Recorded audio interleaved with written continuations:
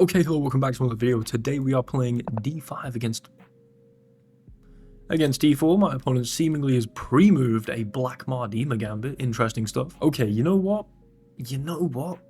I don't think I've played many black sides of the Black Mardima gambit. I actually played this with white against the Scandinavian and go for some cool lines here. Knight f6, f3 takes, knight takes. Although I used to go for queen takes, but have a shocking win rate in that. I don't think I want to accept. Can I do something interesting here? I play like c5. Right, you know what? We're just making something up right now. Maybe this has a name. It looks like the kind of nonsense that might have a name. It's a transposition vaguely into something Sicilian-esque. I mean, it's a Sicilian, but with d5, so some kind of Franco-Sicilian. I don't really know, but I think what I'm going to do... Actually, is this just a mistake? Is c3 just going to undermine everything I'm doing here? Very possibly. Well, no one cares. No one cares. Go for your c3. I'm going to play my e5. I'm going to play my knight c6. I'm going to try to recapture this. I don't know. What I'm doing here is at least vaguely interesting, and that's all that I remotely care about. We're going to go bishop here. Presumably, they're going to trade off that bishop, lest they, I don't know, play like a4 or something. I mean, I'm going to be able to compel them to trade off that bishop, I believe. So there we go. Queen takes, of course, because I do not wish to hang my pawn immediately. Then knight to c6 with e5 inbound. Now, if you let me do this, if you don't play a c3 and try and break at this, I'm just going to have a space advantage. They go for c3, but... is that not a little late, perhaps? You can take here, of course. I guess I'm going to have to take with my bishop, lest I hang my e-pawn. Okay, what I've done here, clearly, I mean, it's resulted in a position that seems at least half reasonable, and perhaps that is all I can ask for when I deviated from any kind of prep on move 2 through just a burning desire to do something vaguely interesting. We need to recapture this pawn. I can do so with my e-pawn, actually, and we would get a wildly supported passed pawn. Is that completely stupid? Because knight takes, I just hang this, and I don't really feel like that's a great idea. Queen takes, I hang my queen. So really we're looking at bishop or pawn takes. Bishop takes, you can grab yourself a bishop pair. We've got like pawn structural symmetry, like identical pawn structure in terms of we've got A, B, no C or D, E pawn, and it's also pushed twice, and then FGH. Like that's, I don't like that. I think I'm going to take. I think we've got a passed pawn here, which in any endgame should be something of an asset. We have created ourselves an isolated pawn, but it's not inherently a weakness. You know, it can be weak. It's kind of a structurally weak idea to have an isolated pawn, because of course there's no pawn that can back up that pawn if it's threatened a bunch of times. But I'm already defending this 3 times, thrice in fact, and I'm feeling like perhaps I can defend it. Is this really stupid? Maybe. A 4th time.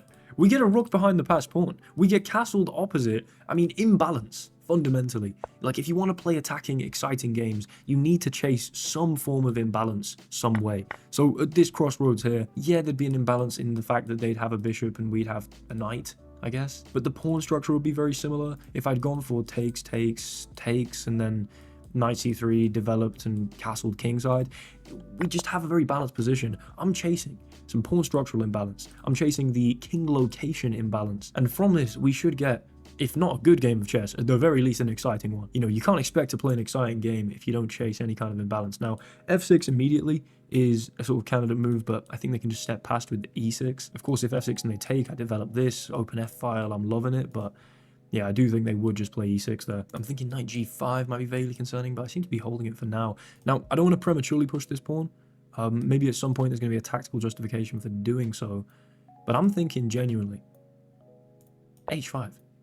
Now, my reasoning for that is I want to get my knight to g4, I think. I like the idea of this, but if I go via f6, of course my knight hangs. I initially thought about the idea of going f6, but then there's e6, so this doesn't really seem like an option right now. I could have absolutely gone like knight e7 or knight g7, and then gone into, I don't know, a d5 and f5, bounced out to g6, mounted pressure on this, for sure.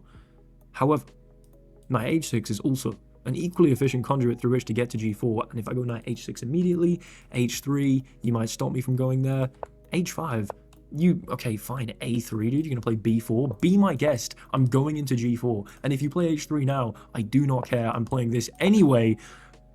And here we go. This is a fishing pole type idea. We're using this h-pawn as a pivot here to say, listen.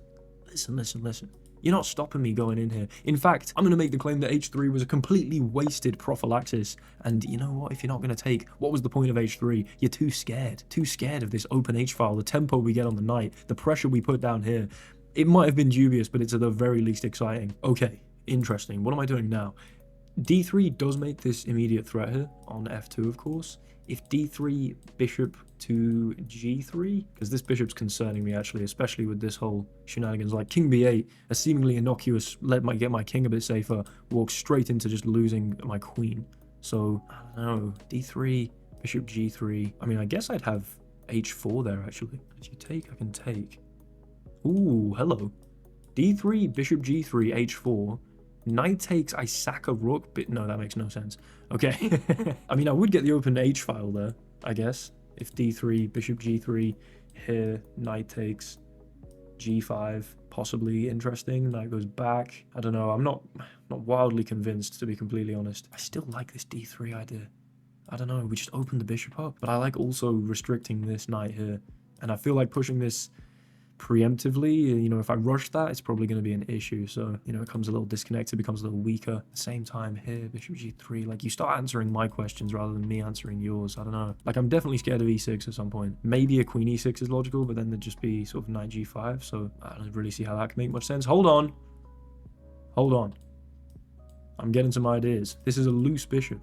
It's a loose piece. It's unprotected. So queen to f5 comes with some serious tempo. Then if bishop g3, maybe we are going for d3. We also let our rook be the primary, sort of the initial defender of that pawn along this file, such that, I don't know, there's maybe some idea that if we have a take anywhere, I don't know, maybe I'm just waffling here, but it feels like getting the rook behind it defending is very convincing.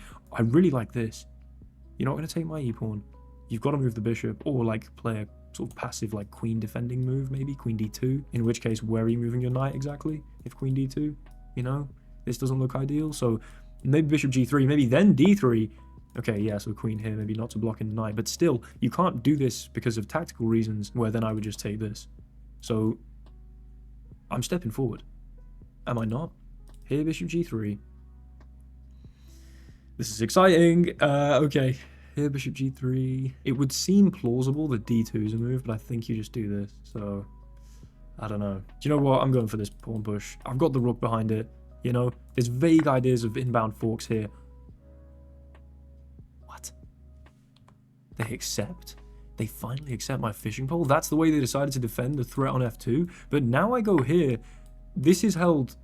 This is held. You're not coming here. Knight g5 doesn't make any convincing threat. And in fact, knight g5, you might immediately lose to this, because if you move your bishop, I can take here. If you move your knight, I can take the bishop because it's in the way. If you take with the queen, I can take this. You're in some trouble. I've got the open h file. I've got the beautiful bishop. I've got a pawn somehow on d3 that's about to hit the d2 square in a very mean tactical way if you push this, or rather move this forward, I guess. I don't know if you push a knight necessarily, you won't push a pawn, but you take my point here. And if you go knight d2, you just hang this anyway. They might be losing here. We've combined a bunch of different ideas, but if you move the knight anywhere, d2, and the 3 different ways in which you can take this all lose. The obvious one, I believe, is, of course, let's say, yeah, just move the knight back here, here, queen takes, we obviously win the queen. If they move the knight back here, and then... Okay, I'm going to be completely honest, I didn't even remotely consider that my bishop was hanging. Well, that's okay. I got very excited there. Possibly... I shouldn't have been so excited because I genuinely not for one moment considered the fact that my bishop was just hanging on c5. Okay. Do you know what? Maybe if I'd noticed that takes and this would have been an interesting idea. I don't know. Okay. I mean, I am down 2 pieces right now for a pawn, but I can take one of them back. It's not the end of the world. We've still got the open h file. I feel like getting rid of this because then maybe there's like queen g4 ideas and this is just a problem. If I take the bishop though, this is still... Oh, wait, what? No, surely this is a no-brainer. I take the bishop, and then if you move the knight, I've got queen h2, and the pawn holds this, so then there's going to be mating ideas. Do I not simply go here? Queen takes. It doesn't matter if my bishop's hanging. No one cares. No one cares. Because your knight's still hanging. I've captured back the bishop. It was a bishop-for-bishop trade. I just thought they were in much more of a dire position because I thought they just had to move the knight and concede d2 problems, etc. But you move the knight here, I mean, it is just check here and checkmate with that disgustingly outrageous pawn on d3, holding the e2 square. You're not even running and escaping here. If you don't move the knight, I'm at least recapturing it, and then, I mean, there's no material deficit anymore, and I've got this h-file. You don't have any, like, little queen here? Right, this is wonderful. This is absolutely wonderful. What is b3? What does that achieve? I don't understand what b3 is. I mean, I get not moving the knight because otherwise you're getting mated. Great. It's not a source of confusion to me that you haven't moved the knight, but of all the moves you could have then chosen to do, b3 seems odd. I don't know what that achieves. Maybe I should have spent more time thinking about it, but I do have a minute 30 left, and I don't know, taking a free knight while also threatening mate in 2 probably can't really be a bad idea. If you play g3 here, I mean, it's a problem. I'm getting on the h-file, and you're squeezed. You're absolutely squeezed. They move the... That makes some sense, okay. I mean, it does. It makes a lot of sense. Queen c4. Yeah, because they forces the queen trade there. I can't believe I didn't see that. I mean, it's so obvious. b3, queen c4 forces the queen trade. I just have to take. Or that's going to be checkmate. In fact, I wish they'd let me do it. I was going to cancel the pre-move and checkmate with the pawn. GG. That was outrageous. Just before we get into the analysis, I'd like to take a brief moment to thank the sponsor of this video, chessreps.com. Chessreps is a chess opening course website full of many wonderful little deep dives into some of the most exciting openings and, unfortunately, some of the least exciting openings in all of chess. If you're bored of your current opening repertoire and fancy switching things up, they're adding a bunch of new openings all the time. You see all these coming soon, the Evans Gambit coming soon. I'm going to keep an eye out for that, you can see here. As a major fan of a Gambiter, I've always wanted to get a good grasp of this opening. But if you fancy taking the leap and dipping your toes into playing a new opening, the well-made, wonderfully digestible courses over here on Chess Reps are probably a great place to start. If you're interested, check out the link in the description. And if not, let's get back to the analysis of that game. Right, it's time to see just how dubious that was, because I was playing with a certain air of freedom, of looseness to my game. I was moving like water, as Bruce Lee recommended. I mean, it very much in the opening felt like a flow roll, you know, in jiu-jitsu. I've been training a lot of jiu-jitsu recently. You know, I was just optimizing for kind of excitement and fun, and somehow, at no point was I more than +2 losing. 1.8. Okay, so after this nonsense, oh yeah, I literally invented some stuff against this gambit. Or I say invented, it's probably been done before, but I just went for a completely unseen approach. So actually, the fact that worst case scenario, it was this position and they could have played b4 and fought for a 1.8 advantage, I thought it was going to have been worse than that. By the time I got my advantage, after they erroneously took. This was actually a blunder. The fishing pole idea was objectively correct. Hell yeah. I then held on to my advantage at least, well, this wasn't quite ideal. Queen takes 4. Really? Hold on, what? I should have taken this. I was thinking I should have taken this, but then I just saw the idea of the knight having to move. I mean, I was still winning at least. I guess we'll analyze it. Let's go from the start. There was a lovely bit of nonsense to hopefully have brightened your guys' days. We're going to slide my face cam all the way up and then take a gander at this game. So Masters Database, D5 the Scandinavian, of course, they go for what is termed a mistake by the Lee Chess engine, but it's the Black Mardima Gambit, it's theory. C5 has never been played once in the Masters Database. Okay, of course the best way to punish a gambit is to accept it and then refute it, but C5 played 2% of the time here with 47. That's not a terrible win rate. That's not a terrible win rate at all. Apparently Bishop G4. I wonder why that's got a high win rate. I wonder why that's got a high win rate, because the amount of times that, yeah, Knight C3 or ED5 is just pre-moved probably, or something like this is, yeah, okay. So that's really not a good move. That's people cheesing in bullet. But C5, mistake. Yeah, complete nonsense. It's not really, you know, got a name. It's not theoretical. There's no way I do this again. I need to work out what my response to this is, though. Like, maybe I'm happy to transpose into a French.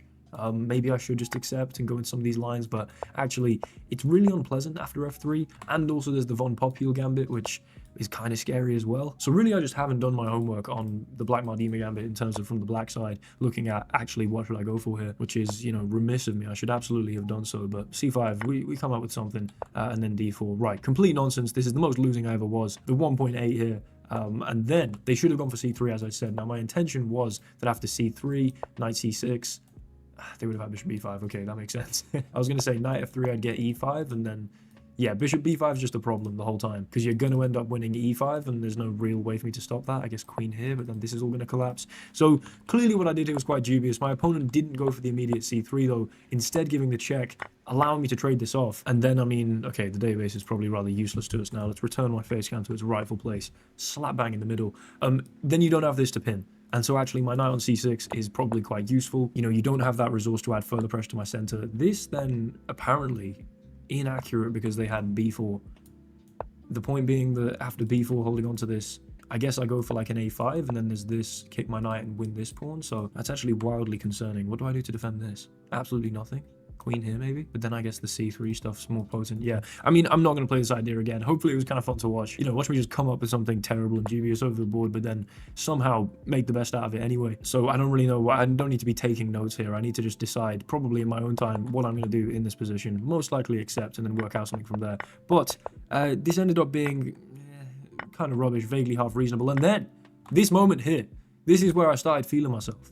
I started saying, look, I've got two options. I can play bishop takes, I can play pawn takes, but pawn takes is the one that allows all this imbalance. You're going to bring your rook here, queenside castles, baby, opposite side castling, past pawn, crazy amounts of imbalance, crazy pressure on the king side, which you're slowly vacating the defense of. And then f6 was the best move.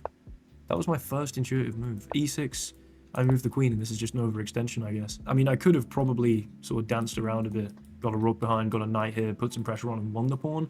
I just kind of didn't want to deal with that, honestly. And so that h5, outrageous stuff. Knight goes here, knight goes into g4, and it's a mistake because you have b4.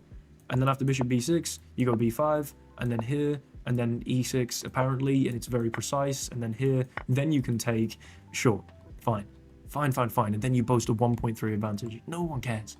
No one cares, because had you taken here, then takes, and I'd have actually been winning. And if you move the knight, I'd have been really winning. And I mean, there we go. That's the kind of practical idea we're looking for. So I'm happy with this idea. Obviously b4 would have been accurate, and then d3 immediately would have been strong. Bishop g3. I would have had h4 here, and then I stopped my calculation a little early. If bishop takes, I could have sacked my rook, of course. That was what I was thinking. And then taken here, then there'd have been a discovery, etc. And maybe I'm even promoting this pawn, who knows. I thought, oh, if here I don't have the rook sack because then the bishop still holds, so I don't really have anything.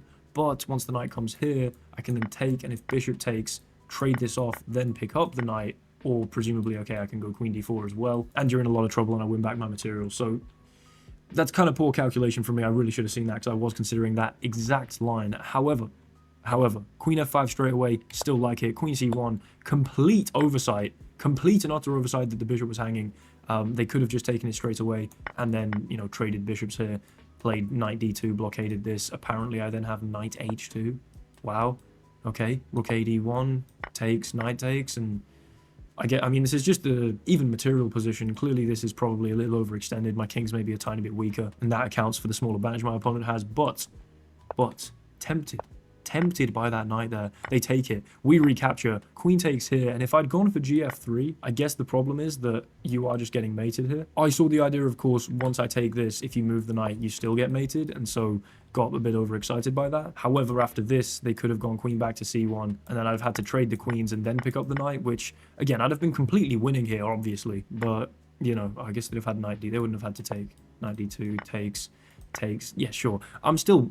Hold on, I say completely winning. I'm actually really not completely winning. Oh, because I win the piece, but I had to sack the piece in the first place. I mean, I'm better, but it's not like a major material advantage, so I do understand that. That, yeah, I should have taken the knight, but of course, b3, crazy decision. And then queen c4, yeah, I mean, forces the queen trade, but not really, because of course we go for that disgraceful mate into where I got this pre-moved. If I'd cancelled it and they'd let me, I'd have, of course, played pawn, takes, checkmate. Disgusting stuff. Thank you so much for watching. Hopefully you guys enjoyed. Not necessarily the most accurate game of chess here, but certainly an attacking and entertaining one, I do hope. If you enjoyed this video and you want to see more like it, check out the Patreon. Links in the description. It is the best way to support the channel. There is a bonus video on there, just like the one you've watched every single Sunday. There are already 34 or 35, depending on when I post this video, on there right now. You get your name at the end of all my videos on the esteemed patron scroll, immortalizing not only your name, but your family's name in these masterclass. I'm going to stop talking. You get personalized discount codes from anything I sell on the Patreon, which is, for now, just the Blumenfeld Bible, a massive deep dive into my personal favorite opening. If you're not remotely interested, however, your viewership is nevertheless